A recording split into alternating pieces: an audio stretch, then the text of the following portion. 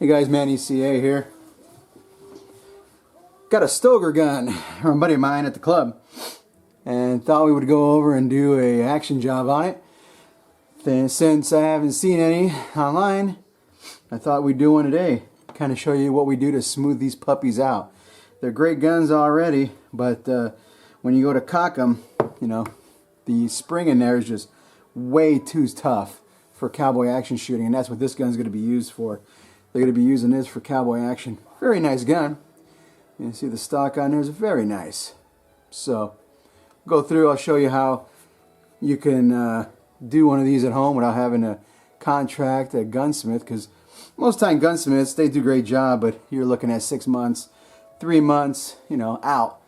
And who's got time for that? Especially if you could do it yourself, you know exactly what's going on. So let's get started. First thing you want to do is, of course, you want to remove the butt plate on a shotgun, because the stock is held in by a bolt that goes through the butt here. So just using a Phillips little crosshead screwdriver, taking them off right there. Set that aside. Then what you're going to do is you're going to be using, you want to get something with an extendable ratchet like that. This is about 11 millimeter. So the 11 millimeter comes in. I already loosened this for the sake of time. So, and then you remove your stock. Pulls right off, and you can see here's the bolt, goes through there. They even have a slot on there that you can use, but I don't really use a slot. I don't want to strip anything. So, kind of keep everything in there. We'll set this to the side. And next thing, we'll take off the foregrip here. Foreend come off.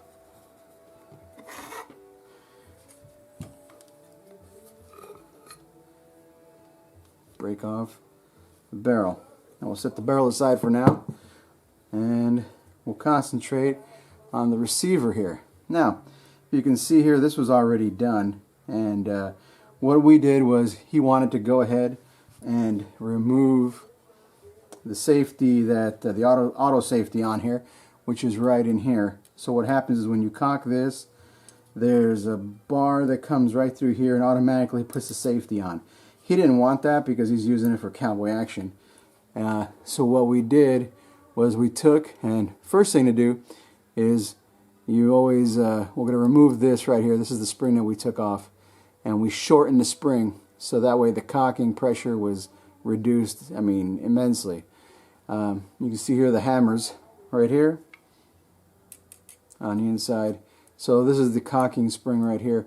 So what you would do, and you can use, a lot of guys use a fork or something, but the way this is set in there now, it just comes right out because we cut a couple coils on the spring.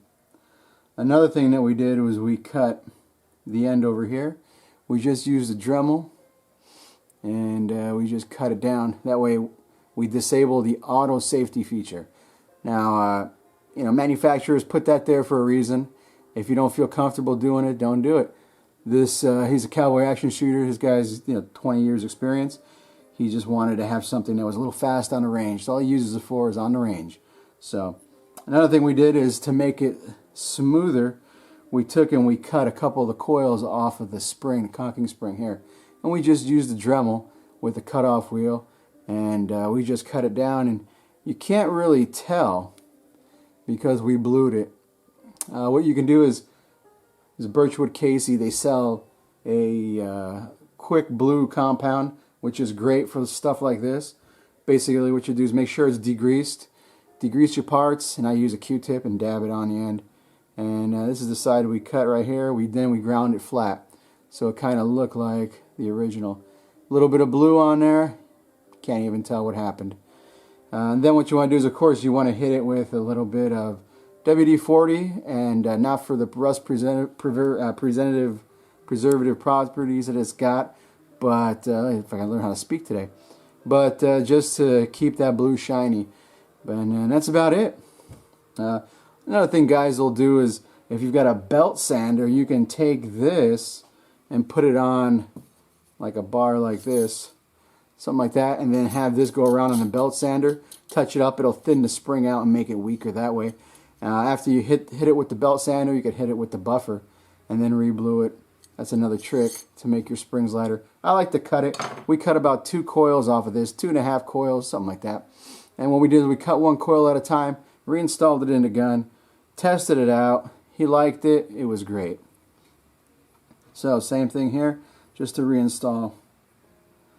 Put it back on there. And then what you're going to do is there's a little, let's see if we can get that there. See that divot right there? Right there. That little divot is where the pivot on this pin is going to sit in this way. So usually it takes a lot of force to do this, but since we cut that spring down, you can do it just by hand here. Shouldn't take all that much. Let me see here.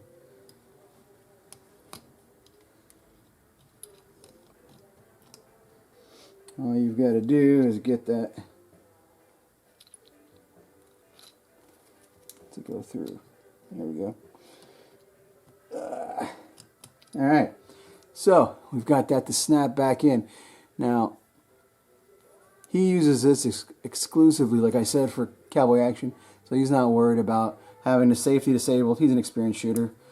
One more thing, if you guys get one of these, do try to get the double triggers, because they tend to perform a little more reliably than the single triggers. And you can see right here, you know, just how you've got the double set up over here. The springs, you can get lighter springs too, and the same thing you'd want to, but you'd have to disassemble this right here if you want, because the trigger pulls on these are pretty tough.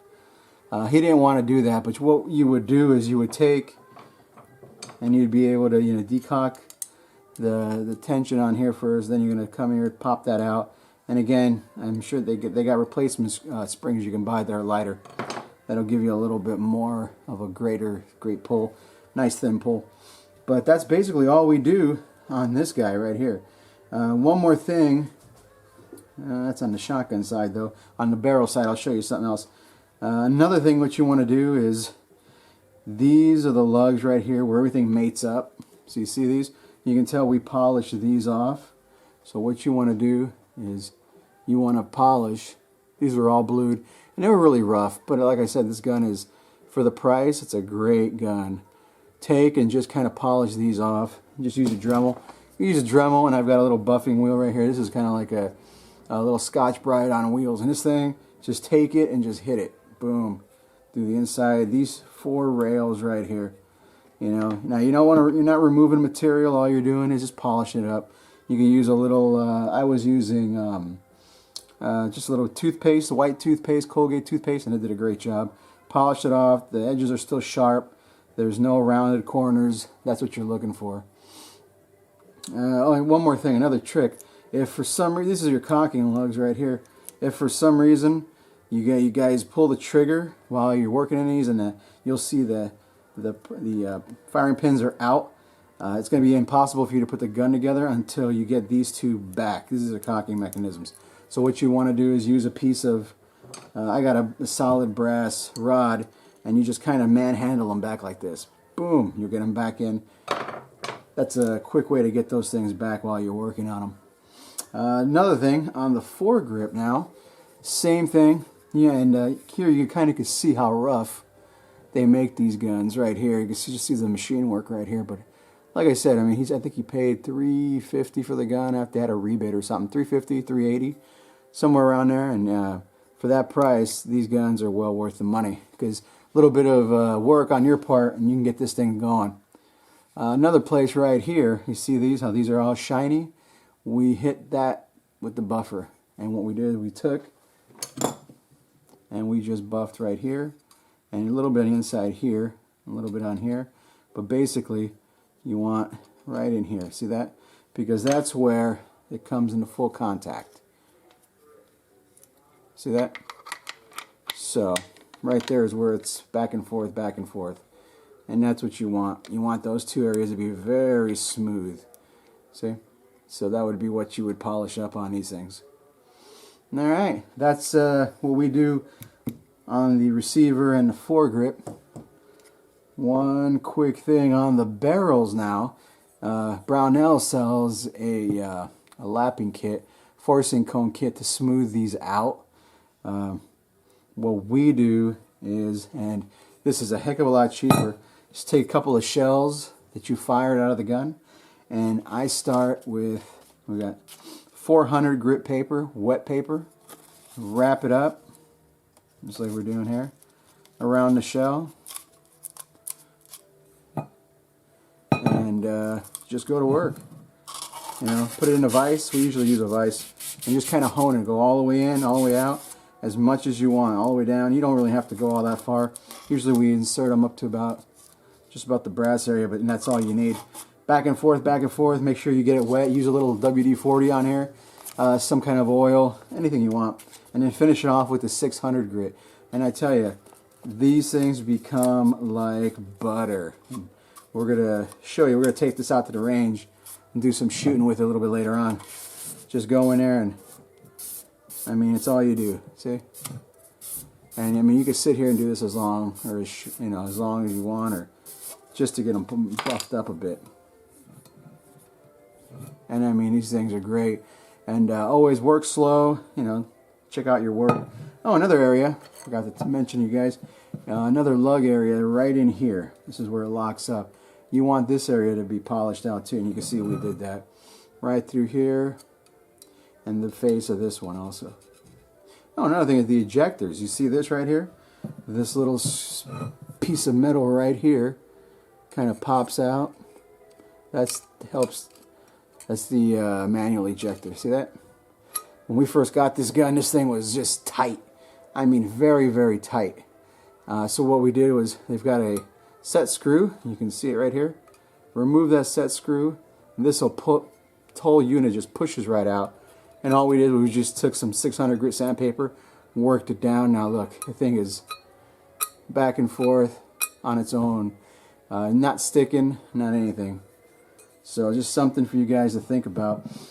Otherwise, the Stoeger gun is a great gun. Like we said before, I mean, the price is right, man. You cannot beat that price, you know. And it's a decent gun, made in Brazil. No Chinese. I had a Chinese one time that was just pretty rough, really bad. I like to put a dab of CLP on there every time I reassemble my guns. A little bit of CLP, especially on the lugs, where you get a lot of the rubbing across. Then what we do is we're going to take and we're going to reassemble everything. And the gun now is just, like I said, very, very smooth. When you go to cock it and all that stuff, it's just smooth. Let's see if we can get this thing going here.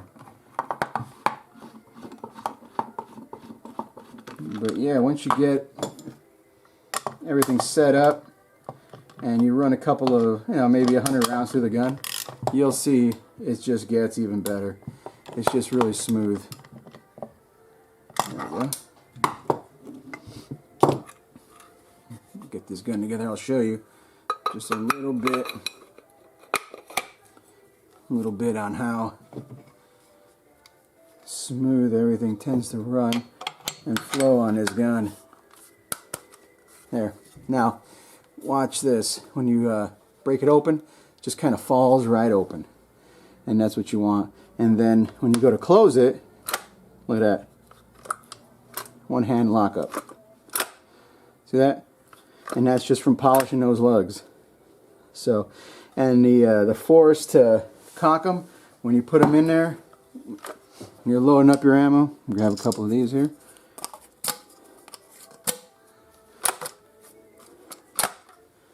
We'll pull the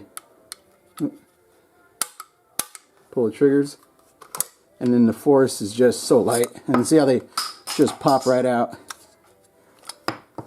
So this is the way you do a trigger job, or not really trigger job, more like a slicking up your gun for cowboy action. Hopefully you guys like that. If you guys have any ideas, suggestions, questions, comments, send me an email. If you guys like these videos, subscribe so I get some more going. Send me some ideas of what you're looking at. Until then,